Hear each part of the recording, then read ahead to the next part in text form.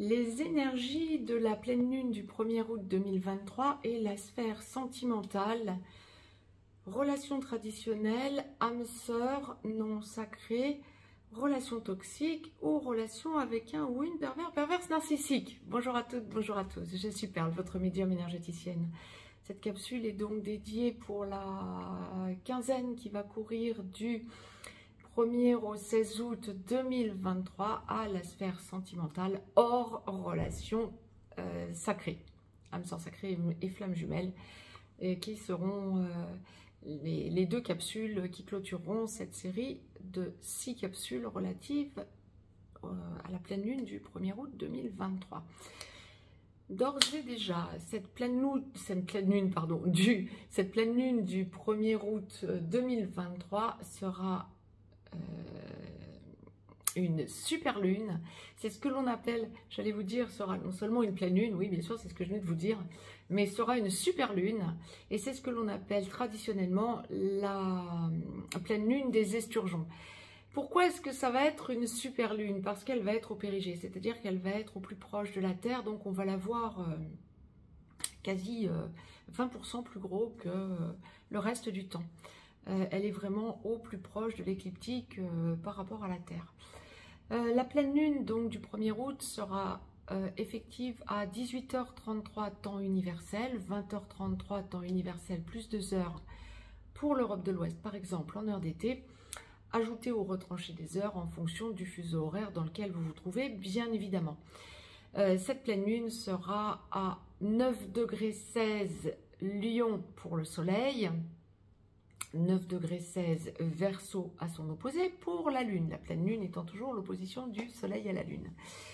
La prochaine série de capsules que je vous mettrai sera pour la nouvelle lune du 16 août 2023, donc étant entendu que ce mois d'août 2023 va comprendre 2 pleines lunes, une le 1er août, donc le sujet de cette capsule et des 5 autres qui l'entourent, et une le 31 août que l'on appellera donc la pleine lune bleue, parce que la deuxième sur un même mois, tout simplement. J'ai été complète, je ne vous ai pas listé d'aspects astrologiques, hein. Je vous ai pas, même dans la première capsule, il n'y avait pas d'aspect astrologique en astrologie occidentale qui justifie, en tout cas pour ce que je vous donne comme information, pour ce type de capsule, il n'était pas justifié que je vous donne des aspects qui étaient mineurs à mon sens.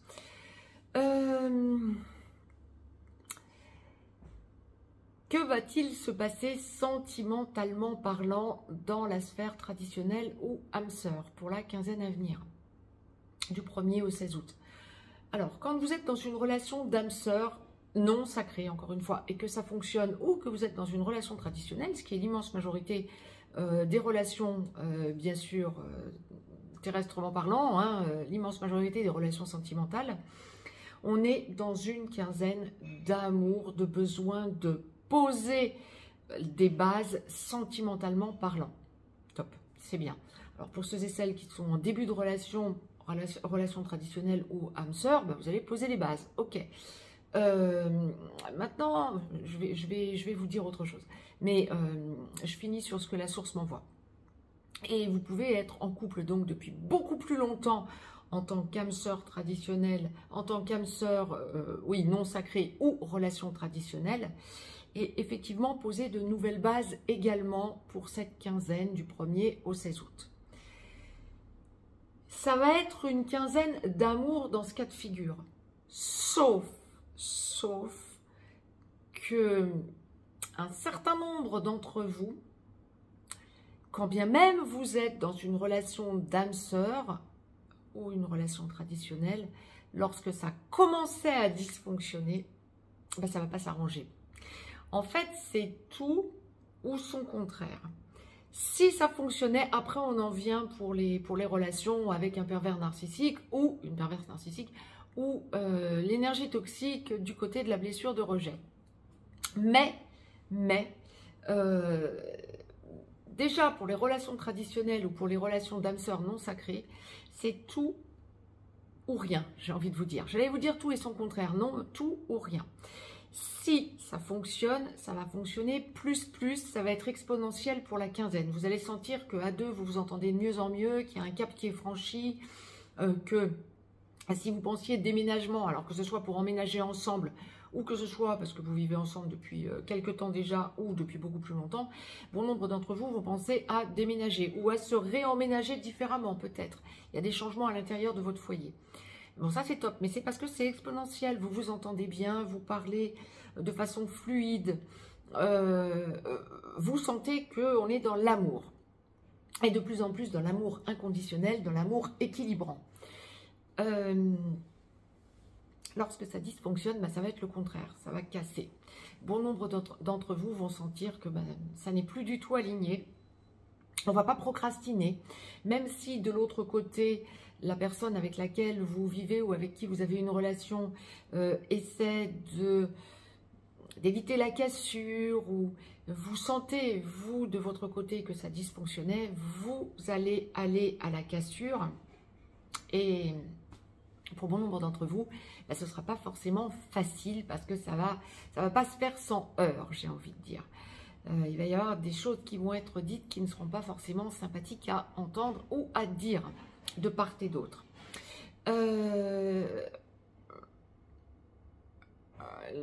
C'est intéressant ce que la source envoie. Lorsque vous êtes en couple et que, alors ça fait peut-être quelque temps que vous vous connaissez ou ça fait peut-être peu de temps, mais en tout cas il y avait un blocage au niveau de l'incorporation de la personne avec qui vous êtes dans la relation par rapport à votre famille. Eh bien c'est une quinzaine où vous allez sentir que c'est facilité de faire connaissance avec la famille, que ce soit la vôtre ou que ce soit la famille de votre autre, hein. Il y a une idée de facilitation et de facilité pour aller à un blocage qu'il y avait jusque-là, familialement parlant. Alors ça peut être présentation familiale enfin, entre guillemets, ça peut aussi être la famille qui vient à vous ou qui vous invite. Ça c'est top, il y a vraiment quelque chose de très positif au niveau échange familial dans le couple, relation âme-sœur ou relation traditionnelle. C'est génial. Il y a aussi le fait de parler, lorsque vous êtes dans une relation traditionnelle ou d'âme-sœur et que vous avez des enfants aussi, hein, ou de la famille tout court. D'ailleurs, pas que des enfants. La source précise bien, oui, ça peut être aussi de la famille. L'idée de vous déplacer ou de faire venir de la famille, soit à vous, soit de la famille de votre autre, chez vous, ou que vous alliez. Ça marche dans les deux sens, excusez-moi. Ça marche dans les deux sens. Il y a vraiment cette idée d'interaction et d'échange familialement parlant dans le couple que vous formez à votre autre, qui va vous amener à plus d'amour ou à plus de confiance ou à un amour renouvelé ou à des choses nouvelles exprimées dans l'amour, etc., etc. On parle beaucoup d'amour. J'ai été complète. Maintenant, pour les relations toxiques, du côté de la blessure de rejet, âme sœur sacrée comme flamme jumelle. On vient âme sœur sacrée et flamme jumelle dans les deux capsules qui suivent. Mais là, quant à la tierce toxique, la relation avec la tierce ou le tierce toxique, bien sûr que ce soit un homme ou une femme, bien évidemment, suivant l'acception qui vous convient, bien évidemment.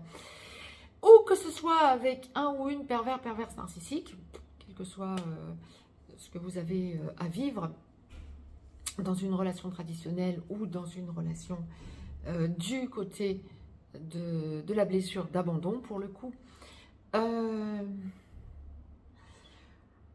On est dans une quinzaine, pareil, où ça va pas être forcément facile à vivre.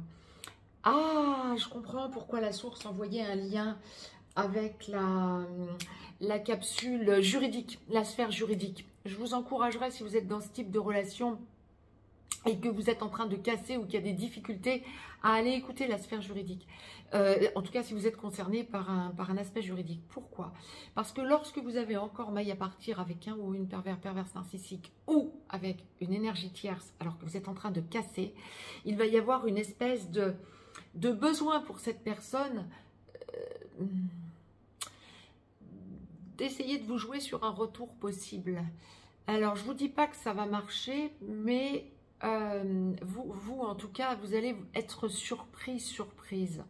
Vous allez dire, c'est quoi ce truc? Ça va un peu vous perdre en conjecture. La personne qui ressent que, et c'est pour ça que ça touchait aussi la sphère juridique, la personne qui ressent que c'est vous qui avez les bons arguments, peut-être pour gagner un aspect pécunier, sur un aspect pécunier, alors que ce soit suite à une procédure juridique ou que ce soit dans une cassure pure et simple, sans parler de juridique qui va s'enclencher derrière, la personne sentant que vous avez raison et c'est vous qui devez récupérer de l'argent plutôt que cette personne à qui vous en devriez, va essayer de recoller les morceaux en quelque sorte. Ben non, c'est cassé. Vous n'avez pas envie de recoller les morceaux.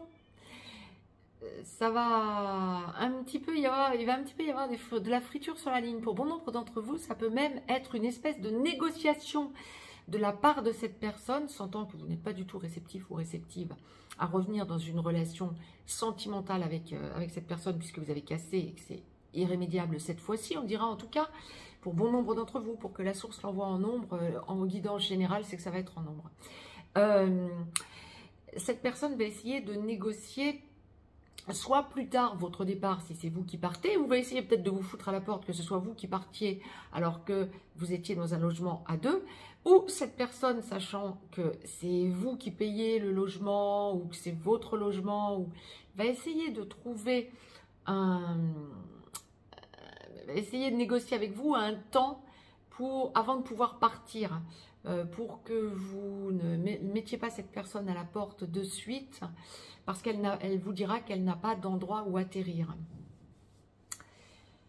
Ça va un petit peu vous énerver, comment vous le dire autrement? Vous allez être sur vos gardes parce que vous connaissez cette personne et que vous en avez déjà soupé. Alors, pas question pour vous qu'elle vous fasse un retour en arrière et qu'elle essaie de vous séduire à nouveau. Que cette personne soit un homme ou une femme et que vous soyez un homme ou une femme, ce sera mort de toute façon si vous l'avez décidé, si vous l'avez décrété. Et bon nombre d'entre vous vont mettre le haut là, comme la source le présente. D'où l'importance de la source de m'envoyer cette canalisation dans la relation avec un ou une perverse narcissique ou dans une relation toxique du côté de la blessure de rejet. On comprend mieux pourquoi. Ai-je été complète ?